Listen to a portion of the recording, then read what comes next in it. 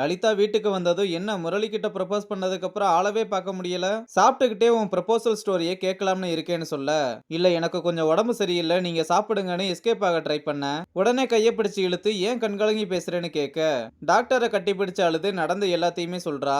டாக்டரோ ஆறுதல் சொல்லி நீ ஃபர்ஸ்ட் சாப்பிட்டு ரெஸ்ட் எடு, எல்லாமே சரியாயிரும்னு சாப்பாடு வச்சு கொடுத்துட்டு, எனக்கு ஹாஸ்பிட்டல்ல கொஞ்சம் அர்ஜென்ட்டான ஒர்க் இருக்கு நான் அதை முடிச்சிட்டு வந்துடுறேன்னு சொல்லிட்டு கிளம்ப, தட்டை தள்ளி விட்டு சாப்பிடாம அழுகுறா. இங்க டாக்டர் லலிதா கிட்ட போய் சொல்லிட்டு ஸ்டேஷனுக்கு தான் வந்திருக்கா. அப்ப முரளியும் அழுதுகிட்டு இருக்கதை பார்த்துட்டு, ஏன் இப்படி ஒரு பொய்ய சொல்லி இவ்வளவு கஷ்டப்பட்டுக்கிட்டு இருக்க, எதுக்காக அவளை லவ் பண்ணலைன்னு பொய் சொன்னேன்னு கேட்டா, அது பொய்யெல்லாம் இல்ல நிஜமா தான் சொன்னேன், அவளை பிடிக்கும் அவ்வளவுதான்னு சொன்னதும், டேய் நீ சொல்ற பொய்யால உன்னதான் கஷ்டப்படுத்திக்கிட்டு இருக்க, என்ன பிரச்சனை இருந்தாலும் ஃபேஸ் பண்ணுடா, நமக்கு பிடிச்சவங்க நம்மளை விட்டு போயிட்டா எவ்வளவு வலிக்கும்னு உனக்கு தெரியும்னு நினைக்கிறேன், தயவு செஞ்சு அவளை விட்டுறாதுன்னு சொல்லிட்டு கிளம்புறா. அப்புறம் நேத்து ஸ்டேஷன்ல போயிருந்த கரண்ட்டும் இன்னும் வராம, தேதி 15 ஆகியும் சம்பளமும் இன்னும் வராதனால எல்லாரும் புலம்பிக்கிட்டு இருக்காங்க. அப்ப வாவரும் அங்க வந்து இன்னுமா கரண்ட் வரலன்னு சிவகுமார கூப்பிட்டு கேட்க, ஈபில சொல்லியிருக்கேன் சார் ஆள் அனுப்புறேன்னு சொல்லியிருக்காங்கன்னு சொல்றாரு. அப்ப இனியா இன்னும் யாருக்கும் சம்பளம் வரலன்றத சொல்றா. சிவகுமார் கிட்ட இதையும் என்னன்னு பார்க்க சொல்ல, அப்ப ஈபில இருந்து ஆள் வந்து உங்க ஸ்டேஷன் ஈபி பில் 30,000 வந்திருக்கு, ஆனா அதை இன்னும் கட்டவே இல்ல, அதனாலதான் நாங்க ஹோம் டிபார்ட்மெண்ட்டுக்கும் எஸ்பி ஆபீஸுக்கும் லெட்டர் அனுப்பியிருந்தோம், அவங்களும் ஈபி பில் கட்டுற வரையும் உங்களோட சேலரிய ஹோல்ட்ல வச்சுட்டு ஃபியூஸையும் புடுங்கி விட சொன்னாங்கன்னு சொல்றாரு. அப்புறம் வாவரும் சரி நானே இதை என்னன்னு பாக்குறேன்னு சொல்லிட்டு போறான். ராஜா முரளிக்கு கால் பண்ணி வண்டி டீடைல்ஸ் பத்தி கேட்க, அவனும் மொத்தம் 23 வண்டி, ஆனா இதுல வெடிக்க போறது எது விவசாயத்துக்கு போறது எதுன்னு தெரியலன்னு சொல்றான். இந்த டீடைல்ஸே போதும், அந்த ஸ்பாட்ல கிடைச்ச பீடி சூளக்கரை பீடி, இது லோக்கல்ல எல்லா கடையிலயும் கிடைக்காது, நம்ம ஊருக்கு வெளியே ஒரு பார்ட்டி தான் இதை ரெடி பண்றாங்க, ரொம்ப கம்மியான ஆளுங்க தான் வாங்குவாங்கன்னு அங்க போய் விசாரிக்க சொல்றான். முரளியும் அங்க போய் பார்த்தா பாட்டி பீடியை குடிச்சுக்கிட்டு என்ன விஷயம்னு கேக்குது. முரளியும் வியாபாரம்லாம் எப்படி போகுதுன்னு பேச்சு கொடுத்துக்கிட்டு எல்லாத்தையும் விசாரிச்சுட்டு ராஜாவுக்கு கால் பண்ணி நம்ம கிட்ட இருக்க டிரைவர்ஸோட லிஸ்ட்ல பழனி வீரப்பன்ற ஒருத்தன் மட்டும்தான் இங்க வந்து பீடி வாங்குறான், அவன் ஓட்டுறதும் அவனோட வண்டி இல்ல வாடகை வண்டி தான் சொல்றான். அப்ப அவனையும் அவன் வண்டியையும் ஸ்டேஷனுக்கு தூக்கிட்டு வான்னு சொல்றான். இங்க ஐராவோட அல்லக்கைங்க நீ சொல்லு நீ சொல்லுன்னு மாத்தி மாத்தி பேசிக்கிட்டு இருக்க.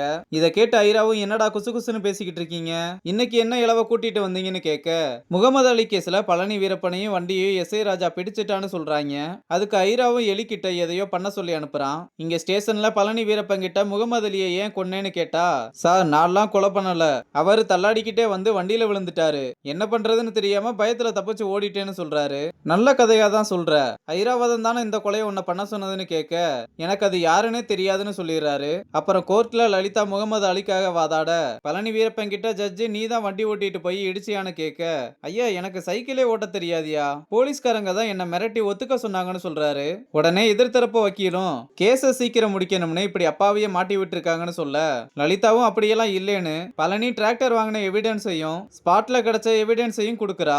அதுக்கு வக்கீலும் அது பொய்யான எவிடன்ஸ்னு இப்படியெல்லாம் பண்ணுவாங்கன்னு தெரிஞ்சுதான் அந்த டிராக்டரை வாடகைக்கு விட்ட கம்பெனி ஓனரையே கூப்பிட்டு வந்திருக்கேன்னு சொல்ல, அவரும் பழனி வீரப்பனை எனக்கு யாருன்னே தெரியாதுன்னு, ஹெவி லைசன்ஸ் இல்லைன்னா நான் யாருக்கும் வண்டியே கொடுக்கறது இல்ல, அது மட்டும் இல்லாம அந்த டிராக்டரே என்னோடது இல்லையான்னு சொல்றாரு. லலிதாவும் இவர் பொய் சொல்றாரு இவரானார், அந்த வண்டி வெளியே தான் நிக்குதுன்னு சொல்ல, அப்ப முரளி வேகமா ஓடி வந்து ராஜா கிட்ட வண்டியை காணோம்னு சொல்ல, ஜட்ஜும் என்னாச்சுன்னு கேக்குறாரு. முரளியும் சாரி சார் பார்க் பண்ண டிராக்டரை காணோம்னு சொல்ல, ஜட்ஜு கடுப்பாகி கேஸ வேகமா முடிக்கணும்னு இப்படிதான் அப்பாவிங்க மேல படி போடுவீங்களான்னு ராஜாவை ஒரு வாரம் சஸ்பெண்ட் பண்ணி உத்தரவு போடுறாரு. இதை நினைச்சு ராஜாவும் கடுப்புல வெளியே வர, அப்ப ஐரா வந்து என்ன சார் ஜட்ஜு ஒரு வாரம் சஸ்பெண்ட் பண்ணிட்டாங்களாமே, போலீஸ் ஸ்டேஷனோட பில்டிங் ஓனரும் உங்க மேல கேஸ் கொடுத்திருக்காராமே, அது மட்டும் இல்லாம இபி பில் கட்டலன்னு ஃபியூஸ் கட்டையும் புடுங்கிட்டு போயிட்டாங்களாமே, என்ன சார் நடக்குது, ரொம்ப கஷ்டமா இருக்கு சார்னு சொல்லி டிராக்டரையும் பார்ட் பார்ட்டா பிரிச்சு போட்டது நான் தான் சொல்லி கூட கொஞ்சம் கடுப்பேத்திட்டு போறதோட இந்த எபிசோட முடிச்சிருக்காங்க.